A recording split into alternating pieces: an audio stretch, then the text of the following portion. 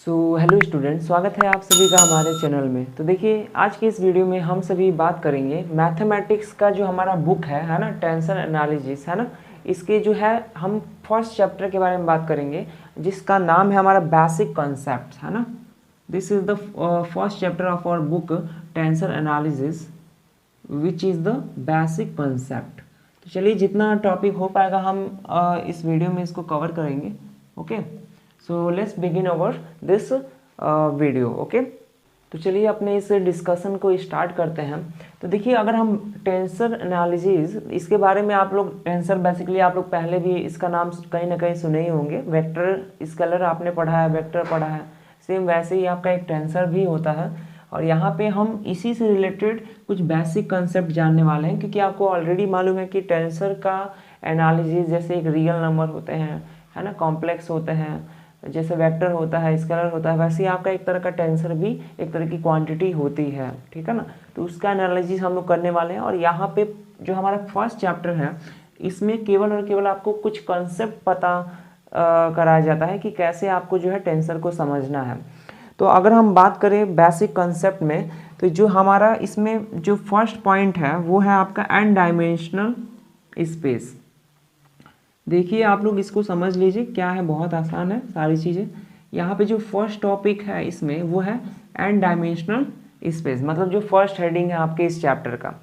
तो यहाँ पे सबसे पहले आपको ये समझना होगा कि एन डायमेंशनल स्पेस क्या होता है।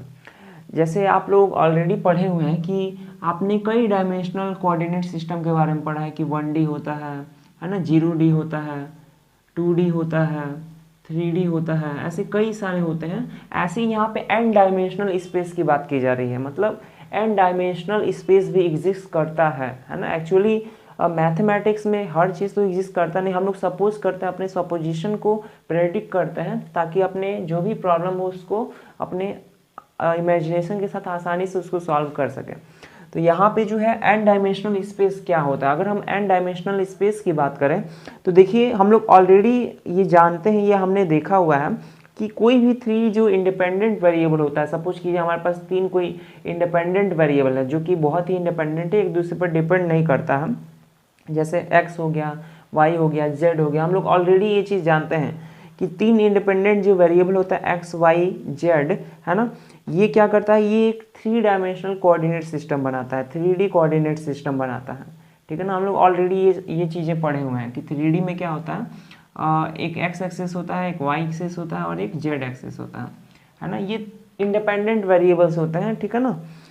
और अगर इसी कंसेप्ट को हम लोग जनरलाइज करें, थोड़ा सा और इसको एक्सपेंड कर दें इस कंसेप्ट को, तो हम एक ऑर्डर्ड सेट बना सकते हैं एन रियल नंबर का, है ना। जैसे यहाँ पे हमने 3 कोऑर्डिनेट सिस्टम बनाया, ऐसे ही हम लोग कई सारे, मतलब एक सपोज कीजिए कोई ऐसा नंबर है, एन नंबर है, उसको हम अपने अकॉर्डिंग सेट कर सकते हैं, 1 रख सकते हैं, 2 रख सकते हैं, 3 रख सकते हैं। तो हम लोग एक ऑर्डर्ड सेट बनाते हैं। ऑर्डर्ड सेट कहने का मतलब हर जो हर एलिमेंट होगा वो ऑर्डर्ड होगा, उसका जो ऑर्डर होगा वो यूनिक होगा, है ना। तो एन ऐसा हम लोग रियल वेरिएबल्स हम लोग सपोज करते हैं। कौन कौन सा सपोज कीजिए, वो जो हमारा एन रियल वेरिएबल्स है, ये हमारा x1 है, x2 है, ऐसे सो ऑन करते करते ऐसे हम लोग xi and so on xn, ऐसे हम लोग एक सेट बना दिए, एक ऑर्डर्ड सेट है। और ये हमारा इसमें n डायमेंशनल, हम लोग इसको n रियल वेरिएबल्स के साथ बना रहे हैं।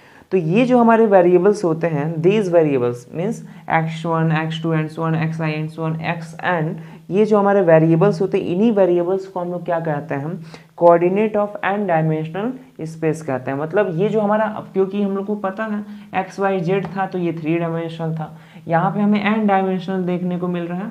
तो ये जो हमारा टोटल का जो सेट बना हुआ है ना, ये सभी सेट जो है ये क्या है, ये हमारा, ये सेट में जो हमें वेरिएबल देखने को मिल रहा है, ये जो वेरिएबल है ये हमारा क्या है, कोऑर्डिनेट है ऑफ एन डायमेंशनल स्पेस। ये जो हम एन डायमेंशन की बात कर रहे हैं, एन डायमेंशनल स्पेस की बात कर रहे हैं, तो उसकी ये वेरिएबल्स हैं, ये x1, x2। यहाँ पे देखिएगा, कभी भी कोई भी अगर आपको कोई वेरिएबल दिया हुआ है तो उसके ऊपर जो आपको मिलता है ये आपको सुपर स्क्रिप्ट इसको बोला जाता है, और जो नीचे नंबर शो होता है उसको हम लोग सब स्क्रिप्ट बोलते हैं।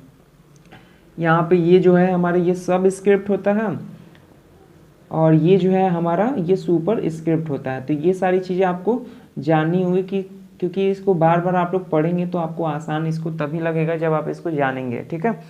अब देखिए यहाँ पे हमने बता दिया कि जो n डायमेंशनल स्पेस होता है उसमें, क्योंकि जाहिर सी बात है n डायमेंशनल स्पेस है तो n वेरिएबल्स भी होंगे, और n वेरिएबल्स कैसे हैं, यहाँ पे उसका हमने एक कोऑर्डिनेट सेट बना दिया, और इन्हीं को हमने कहा कि ये क्या है, ये रियल वेरिएबल्स हैं, n रियल वेरिएबल्स हैं of the given n dimensional space. अब देखिए, अब यहाँ पे ये जो स्पेस जो जनरेट होता है ना, हर पॉइंट्स के थ्रू ये जनरेट हुआ है, ठीक है ना, हर पॉइंट्स के थ्रू ये जो हमारा जो पूरा का पूरा जो n डायमेंशनल स्पेस है ये जनरेट होता है ना। और हर पॉइंट्स के करस्पॉन्डिंग भी हमें इसको डिफरेंट वैल्यूज़ भी हमें देखने को मिलता है। जैसे आप लोग जानते हैं कि एक डोमेन होता है, एक रेंज होता है, तो हर डोमेन के एलिमेंट के करस्पॉन्डिंग में एक हमें रेंज, उसका मतलब एक वैल्यू देखने को मिलता है। वैसे ही यहाँ पर भी इन हर n डायमेंशनल स्पेस के एक एक एलिमेंट के करस्पॉन्डिंग में हमें क्या देखने को मिलता है, हमें एक उसका रिजल्ट देखने को मिलता है, उसके एक डिफरेंट वैल्यूज़ उस कोऑर्डिनेट के देखने को मिलते हैं। तो उसका जो हमें वैल्यू देखिए, अगर यही जो n डायमेंशनल वेरिएबल्स हैं, अगर इनके वैल्यूज़ का हम पूरा का पूरा एक सेट बना दें, ठीक है, तब हम उसको एक नया नाम देंगे और उसको हम कहेंगे कि वो एक n डायमेंशनल स्पेस है, और उसको हम किससे डिनोट करेंगे, Vn से डिनोट करेंगे। इसको हम क्या कहेंगे कि ये एक n डायमेंशनल स्पेस है, ठीक है ना। यहाँ पे हम लिख देते हैं ये एक n डायमेंशनल स्पेस है, ठीक है, क्योंकि ये वेरिएबल्स की वैल्यूज़ अगर हमें मिलते हैं, ठीक है ना, डिफरेंट वैल्यूज़, ये हमें सभी वेरिएबल्स अलग अलग हैं, तो जाहिर सी बात है ये अलग अलग हमें वैल्यूज़ भी देंगे, और इसीलिए हम लोग क्या कहें कि ये इसके रिजल्ट को हम लोग एक सेट में बना दिए, कन्वर्ट कर दिए, वो एक स्पेस को शो करेगा, और उसी स्पेस को हम लोग n डायमेंशनल स्पेस कहेंगे।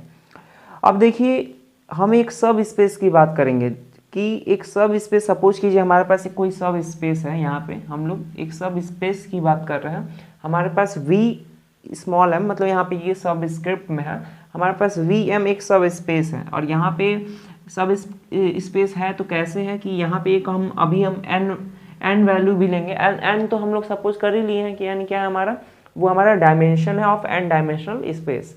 तो यहाँ पे हम Vm एक हम सब स्पेस ले रहे हैं, यहाँ पे देखिए यहाँ पे Vn है। अब देखिए यहाँ पे अभी आपको ऑलरेडी आपने पढ़ा भी होगा कि सब स्पेस क्या होता है। सब स्पेस जैसे आपका सबसेट होता है वैसे ही सब स्पेस होता है। यहाँ पे वेक्टर स्पेस सपोज कीजिए कोई है, तो उसका जो उसके अंदर से जो वैल्यू निकाल के जो हमें एक नया सेट बनाते हैं वो उसका सब स्पेस कहलाता है। अभी आगे भी हम इसको बताते हैं।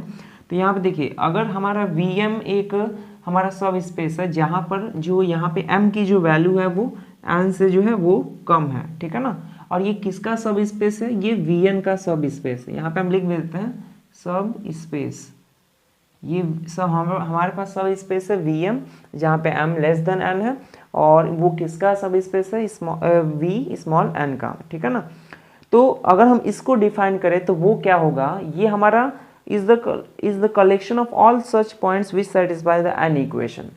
तो ये जो सब स्पेस होगा, ये जो सेट शो करेगा वो ऐसे पॉइंट्स का सेट होगा जो कि दिए हुए कंडीशन को सेटिस्फाई करेगा। और कौन सा कंडीशन है हम उसको यहाँ पे लिख देते हैं, मतलब यहाँ पे n जो हमारा इक्वेशन है उसको सेटिस्फाई करेगा। और ये जो n इक्वेशन है ये कुछ इस तरीके से है कि xi is equal to xi है ना, u1 u2 and so on um, ठीक है ना। ये हमारा जो कंडीशन है इसको जो है ये सब स्पेस सेटिस्फाई करेगा, तभी ये सब स्पेस हमारे दिए हुए Vn n डायमेंशनल स्पेस का कहलाएगा, ठीक है ना, जहाँ पे m क्या है, लेस देन स्मॉल n है।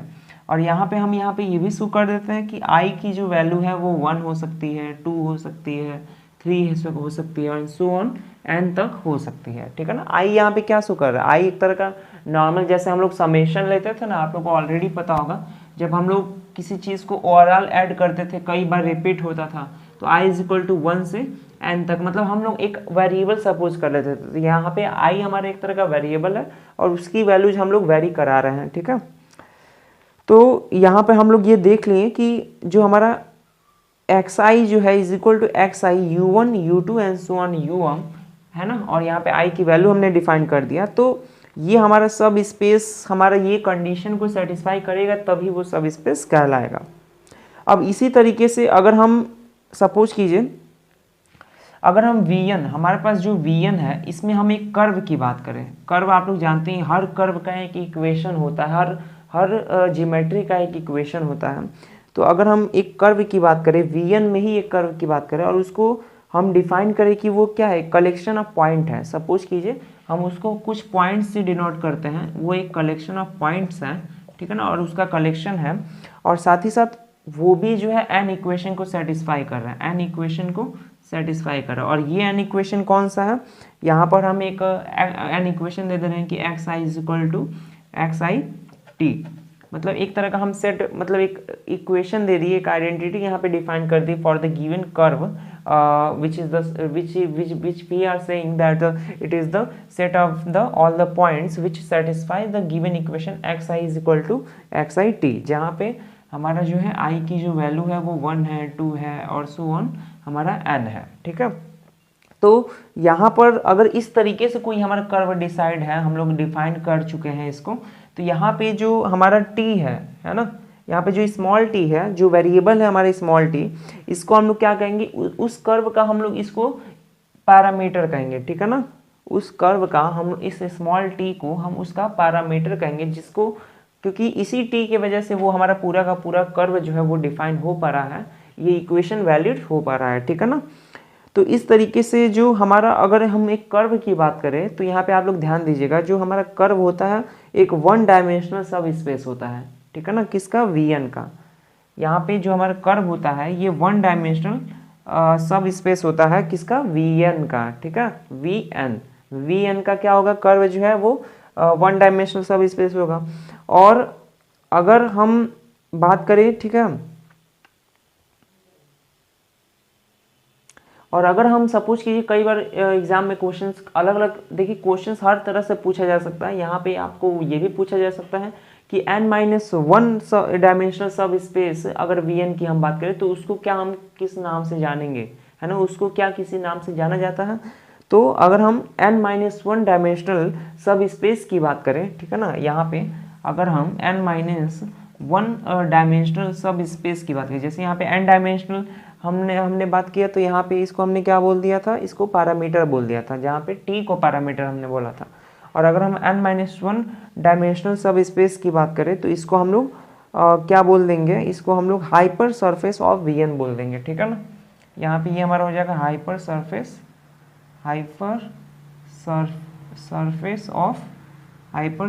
ऑफ Vn, ठीक है ना। यहाँ पे हम लोग n-1 डायमेंशनल अगर हमारे पास सब स्पेस है Vn का, तब हम उसको क्या बोल सकते हैं, उसको हाइपर सरफेस ऑफ Vn बोल सकते हैं। मतलब ये कुछ टर्म्स हैं जो कि बेसिक कंसेप्ट के पहले हेडिंग में बताया गया है। बेसिकली हमने अभी आपको क्या बताया कि n डायमेंशनल स्पेस क्या होता है, कैसे इसको रिप्रेजेंट करना है, जैसे 1D होता है, 2D होता है, 3D, जैसे 3D में हमारे कई सारे वेरिएबल्स होते हैं जो कि इंडिपेंडेंट होते हैं, ठीक है ना। वैसे ही हम लोग n डायमेंशनल स्पेस भी डिफाइन कर सकते हैं। पहले हम लोग एक ऑर्डर्ड सेट बना सकते हैं वेरिएबल n डायमेंशनल वेरिएबल्स का, और n डायमेंशनल वेरिएबल्स के करस्पॉन्डिंग में जो हमें वैल्यूज मिलती हैं, है ना, उसका जो पूरा का पूरा हमें सेट मिलता है, वो हमारा n डायमेंशनल स्पेस कहलाता है। इसमें भी हमने देखा कि जो सब स्पेस Vm है ना, वो क्या होगा, वो कब हमारा सब स्पेस होगा किसी गिवन Vn का, है ना। तो उसके लिए हमने ये इक्वेशन देख लिया, फिर हमने ये देख लिया कि अगर कोई कर्व है, कर्व का कुछ इक्वेशन है, तो वो अगर वैसे सेटिस्फाई हो रहा है तो t यहाँ पे पैरामीटर होगा, ठीक है ना। और फिर हाइपर सरफेस की भी हमने इसमें बात कर लिया, ठीक है ना। तो देखिए इस वीडियो में हमने आपको ये बता दिया कि बेसिक कॉन्सेप्ट में हमारा टेंसर एनालिसिस से रिलेटेड n डायमेंशनल स्पेस क्या होता है, ठीक है ना। बाकी हमने इसको अपने तरफ से आपको समझाने का कोशिश किया है। अगर आपको कोई इसमें प्रॉब्लम होगा तो आप हमसे पूछ सकते हैं। साथ ही साथ आने वाले वीडियोस में हम इससे रिलेटेड और भी कुछ टॉपिक्स से रिलेटेड हम आपको वीडियोस प्रोवाइड करेंगे, ठीक है। सो इस वीडियो में इतना ही, बाकी हम लोग मिलते हैं अपने नेक्स्ट वीडियो में। So thank you.